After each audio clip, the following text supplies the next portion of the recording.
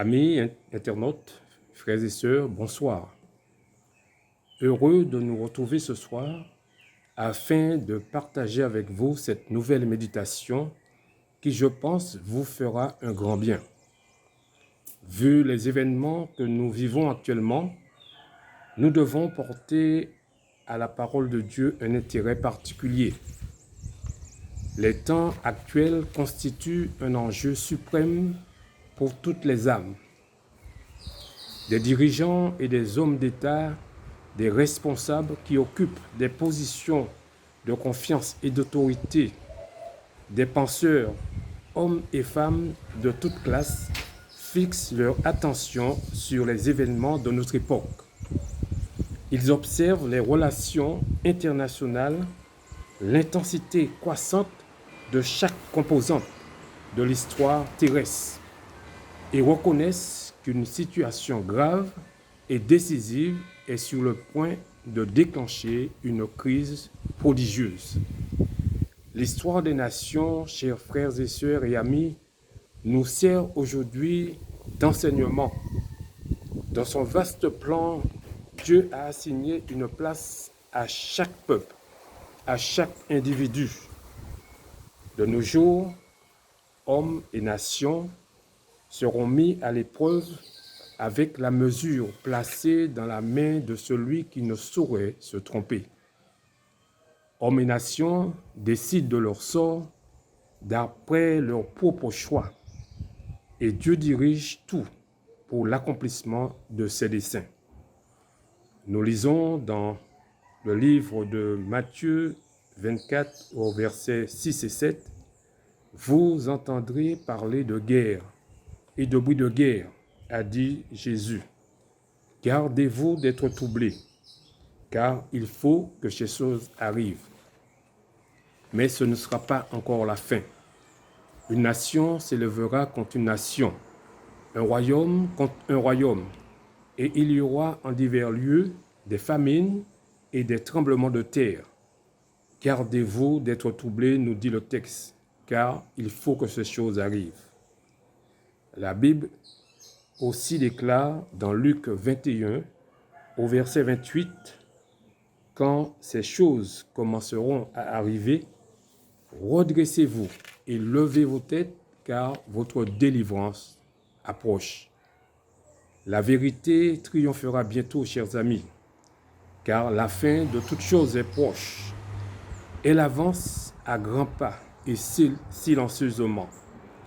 Veuille le Seigneur nous aider à ne pas dormir, mais à être sobres et vigilants. La vérité, chers amis, triomphera bientôt, glorieusement. Et tous ceux qui se décident aujourd'hui à être des collaborateurs de Dieu triompheront avec elle. Jean 14, au verset 1 à 3, nous invite à mettre notre confiance en Dieu. Je lis ce qui suit.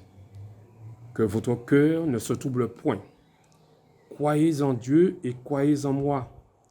Il y a plusieurs demeures dans la maison de mon Père. Si cela n'était pas, je vous l'aurais dit. Je vais vous préparer une place. Et lorsque je m'en serai allé, je reviendrai et je vous prendrai avec moi, afin que là où je suis, vous y soyez aussi. » N'est-ce pas une belle promesse, mes amis? Le Seigneur, notre Dieu, nous promet de revenir nous chercher afin de vivre éternellement avec lui. Alors, encourageons-nous à la pensée que le Seigneur revient bientôt. Que cet espoir réjouisse nos cœurs, car ce sera un jour merveilleux, mes amis. Avant longtemps, nous verrons celui en qui sont concentrées toutes nos espérances. En présence de notre Seigneur Jésus, les épreuves, les difficultés et les souffrances de cette vie nous sembleront bien peu de choses. Oui, mes amis, encore un peu de temps. Je dis bien un peu de temps. Celui qui doit venir viendra et il ne tardera pas. Hébreux 10 au verset 37.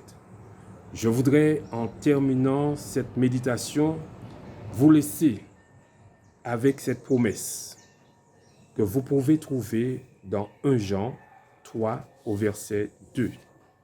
Cette promesse nous dit, « Bien-aimés, nous sommes maintenant enfants de Dieu, et ce que nous serons n'a pas encore été manifesté.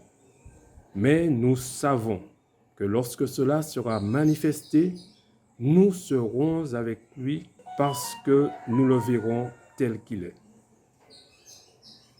Alors, encourageons-nous à la pensée que le Seigneur revient bientôt. Prions.